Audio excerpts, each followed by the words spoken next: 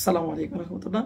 হস্তমৈথুনের ক্ষতি পুষিয়ে নিতে যে খাবারগুলো আপনারা গ্রহণ করবেন, দেখেন হস্তমৈথুনের সমস্যাটা এটা একটা মেজর সমস্যা। এটা বর্তমান বাংলাদেশের 75% মানুষই এই হস্তমৈথুনের সমস্যায় সাফার করতেছে এবং এর মধ্যে প্রায় 70%-এর উপরে পুরুষ এবং 46% নারী। তার মানে বুঝতে পারতেছেন এই সমস্যাটা কতটা মেজর একটা সমস্যা, কি পরিমাণ মানুষ এই সমস্যায় সাফার করতেছে। এখন এই হস্তমৈথুনের সমস্যা থেকে আমরা কিভাবে পরিত্রাণ পেতে পারি? দেখেন, এটা যখন সমস্যাটা হয়ে যায়, এটার জন্য পরিত্রাণের জন্য এবং এটার যে ক্ষতিটা এটা পুষিয়ে নেওয়ার জন্য কখন পুষিয়ে নেবেন? যখন আপনি হস্তমৈথুনের অভ্যাসটা সম্পূর্ণরূপে ত্যাগ করে দিবেন, যে না, এটা আমি সম্পূর্ণরূপে ত্যাগ করে দিয়েছি, এটা আর কখনো করবো না, ঠিক তখন থেকে আপনি এটা পূরণের ব্যাপারে চিন্তা করতে পারেন। কিন্তু আপনি যদি টার্গেট রাখেন যে না, আমি এটা চালুই রাখছি হস্তমৈথুনের অভ্যাস এবং তার পাশাপাশি এটা পূরণও করবো, এটা কোশ্চেন কালেও সম্ভব না এবং এটা দ্বারা আপনি ক্ষতিগ্রস্তই হবেন।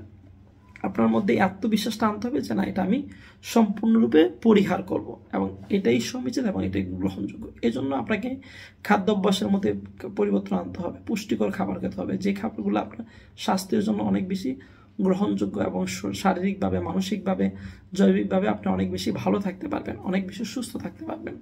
যেমন আপনি একটা খাবার খেতে পারেন প্রতিদিন, ডিমের কুসুমের সাথে দুধ মিশ্রণ করে প্রতিদিন 1 গ্লাস খেতে পারেন। প্রতিদিন 1 গ্লাস ডিমের কুসুম, 1টা বা 2টা ডিমের কুসুম সাথে 1 গ্লাস কুসুম গরম দুধ আপনি যদি প্রতিদিন গ্রহণ করেন, এটা আপনার যৌন শক্তি বৃদ্ধিতে অনেক বেশি গুরুত্বপূর্ণ ভূমিকা পালন করবে এবং ওই ঘাটতিটা পূরণ করবে। তার পাশাপাশি খাদ্য তালিকায় ভাতের সাথে ঘি রাখতে পারেন, মাখন খেতে পারেন, কাঁচা ছোলা খেতে পারেন, মাঝে মাঝে আপনি কালো জিরা খেতে পারেন। কালো জিরা অনেক ইফেক্টিভ এবং এটাকে আপনার স্থায়ীভাবে জনশক্তিটাকে বৃদ্ধি করতে অনেক ভালো ভূমিকা পালন করবে। ডাবের পানি খেতে পারেন, ডাবের পানি অনেক শক্তিসম্মত এবং এর মধ্যে প্রচুর পরিমাণ পটাশিয়াম থাকে। শারীরিক ব্যায়াম করতে হবে, প্রতিনিয়তই ব্যায়াম করতে হবে, যা আপনার স্বাস্থ্যের জন্য অনেক বেশি জরুরি। এই বিষয়গুলো যদি একটু নিয়ন্ত্রণ করেন, একটু মেনে চলার চেষ্টা করেন, এটা আপনাকে জৈবিকভাবে অনেক বেশি ভালো লাগবে এবং অনেক বেশি সুস্থ রাখবে ইনশাআল্লাহ তাআলা। আসসালামু আলাইকুম।